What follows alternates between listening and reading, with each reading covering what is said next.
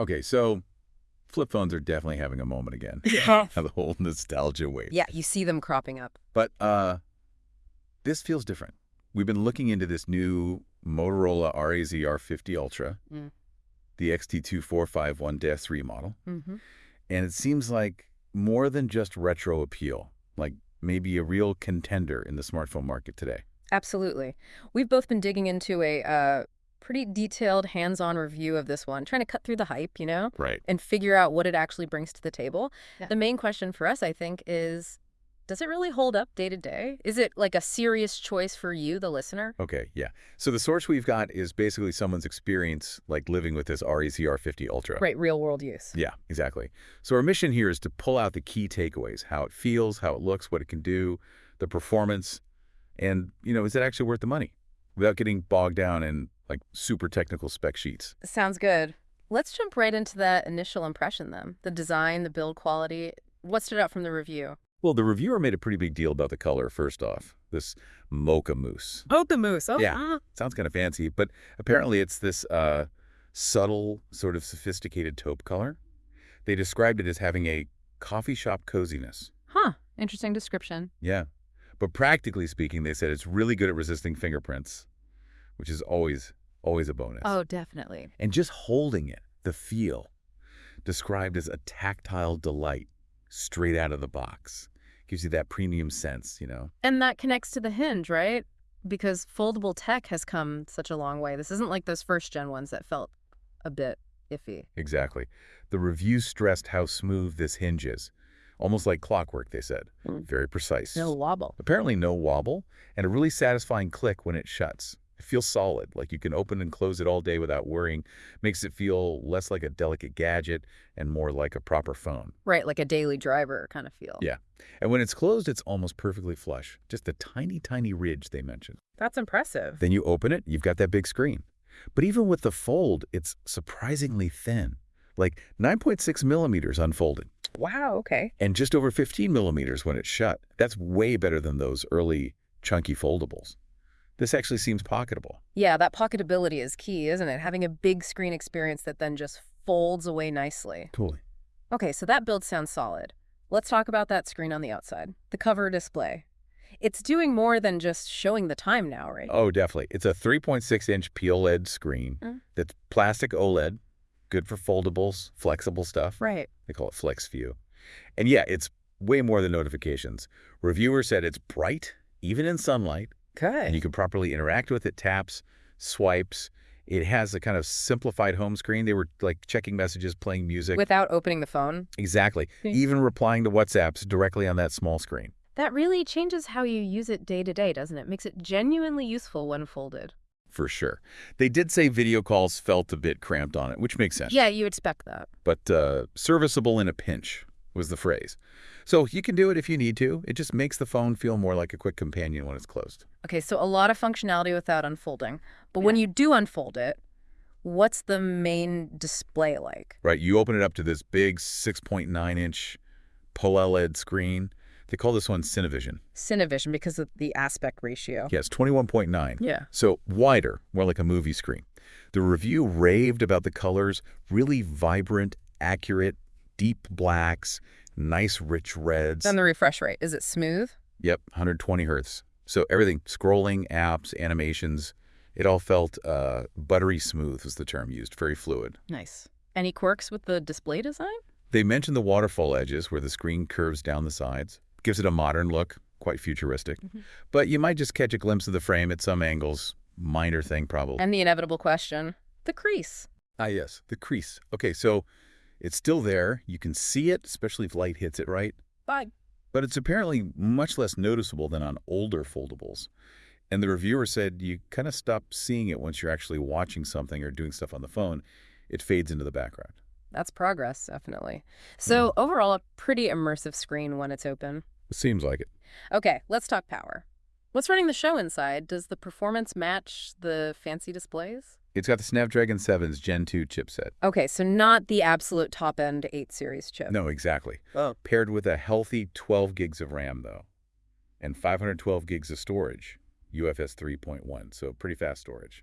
So the thinking there is probably balancing performance with battery life, That's right? what it sounds like. Motorola seems to be aiming for really solid, efficient performance rather than just chasing benchmark scores. And does it deliver? How does it feel in everyday use, according to the review? Yeah, it sounds like it hits that balance well. The review said everyday stuff, opening apps, multitasking, just general use was handled with aplomb.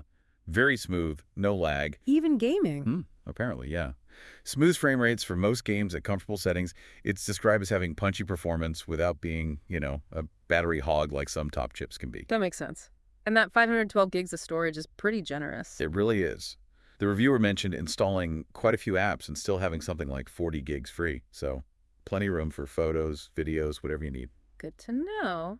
Okay, let's shift gears to the cameras. It's a dual camera setup on the back. Yep, a 50 megapixel main sensor, and it's got OIS, optical image stabilization, which is good. Helps with shaky hands and low light. Right. And then there's a 13 megapixel ultra-wide lens. No telephoto, though. No dedicated telephoto. The review noted that as maybe a minor miss. Depends how much you value zoom, I guess. Fair enough. So how's that main 50 megapixel camera perform? Sounds like the star of the show. The review highlighted really good detail in outdoor shots and said it handled dynamic range well. Tricky scenes with bright skies and dark shadows. Okay, solid performance there. Yeah. And the ultra wide. Does the job for those big landscape shots, apparently without too much weird distortion. Low light. Yeah, likely a bit noisier in the dark compared to the main sensor. That's pretty common, though. True. What about selfies? You've got cameras inside and out, right? Yeah, and interestingly, both got positive mentions. The 32 megapixel one inside, when the phone is open, crisp shots. And you can use the main cameras for selfies when the phone is closed, using that external display as a viewfinder. Plus, there's also a 32 megapixel camera built into that cover screen. Oh, wow. Okay, so lots of selfie options. Seems like it. The review said the portraits from that cover screen camera were surprisingly polished, and the low-light performance from the main camera's night mode sounded really impressive. How so? Quick captures, like sub-second, minimal blur, and the shadows looked natural, not artificially brightened everywhere. Okay, so a versatile system, even without the zoom. Let's talk battery. Always a big one, especially with foldables. How does it hold up? Right. The review described it as capable of getting through a busy day of mixed use. They mentioned around 14 hours specifically. 14 hours. Oh. Okay, so not incredible, but decent. Yeah, pretty much. But the caveat was, if you're a heavy user, lots of video gaming, that sort of thing. You might need a top-up before bed. Exactly. You might find yourself reaching for the charger a bit earlier in the evening. And speaking of charging, what are the speeds like? It's got 30-watt wired charging. They call it TurboPower. Gets you from 0 to 50% in about half an hour, which is pretty quick. That's handy. Wireless charging. Yep, 15-watt wireless. All right. And it also has 5-watt reverse wireless charging. Oh, nice. For earbuds and things. Yeah, exactly. You can put your earbuds case on the back of the phone to give them a boost. It's a neat little feature. So the battery life is maybe the trade-off for that slim design? Seems likely. The reviewer kind of acknowledged that, yeah, bigger battery would always be nice, but fitting it into that slim foldable form factor probably involves compromises. It's that balancing act again. Makes sense. Okay, let's look at the software experience. Is it heavy Android skin or closer to stock? Good news for fans of clean Android.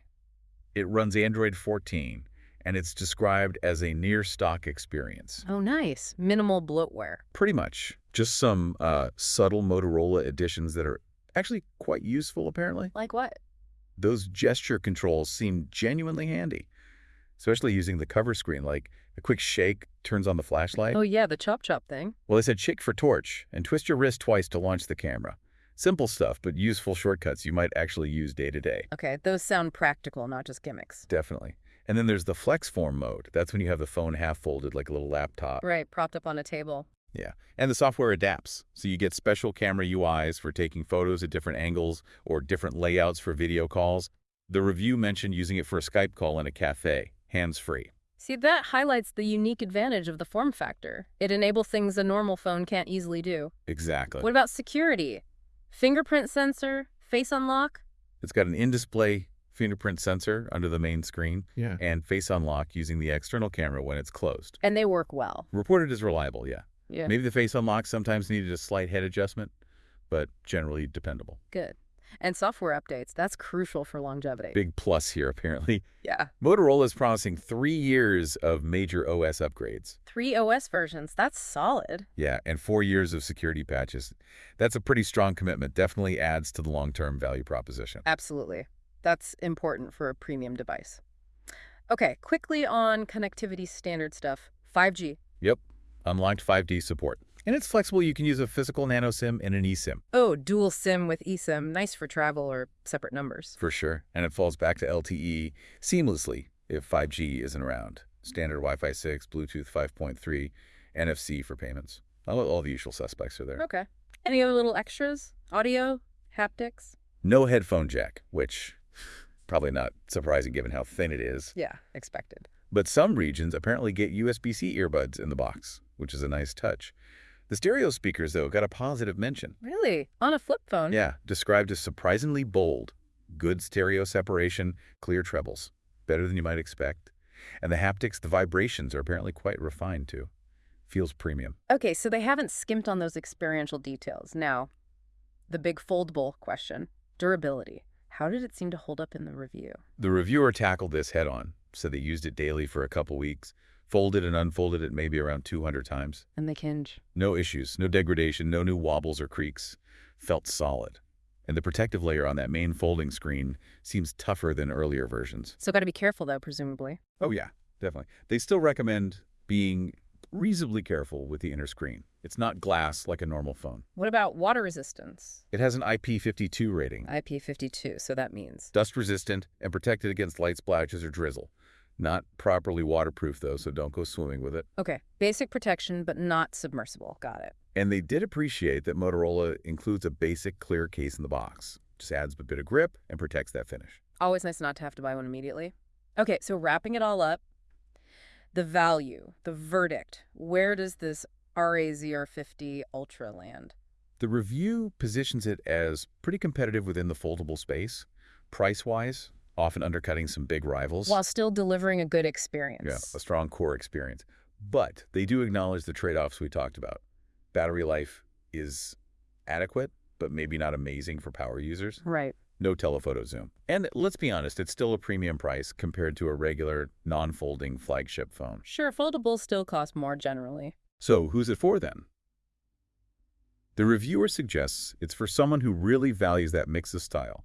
It definitely looks cool and substance, plus the unique foldable thing. So less about just raw power or the lowest price, more about the overall package and form factor. Exactly. It's not just chasing specs. The final thought was basically, this isn't just nostalgia mining. It's a proper, modern, capable smartphone.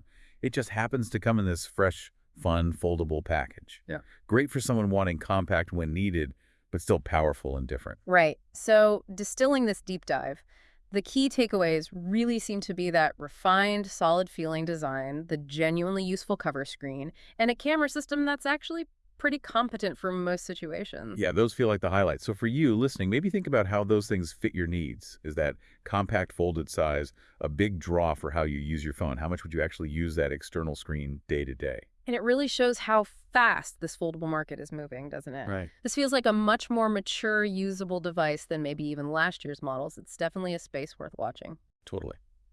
Which kind of leaves us with a final thought to chew on. Could this kind of tech, these foldables, actually change how we fundamentally use our phones? Offering that big screen when you want it, but serious portability when you don't, in a way that a normal phone just can't match. It's definitely pushing the boundaries of phone design. Something to keep an eye on for sure.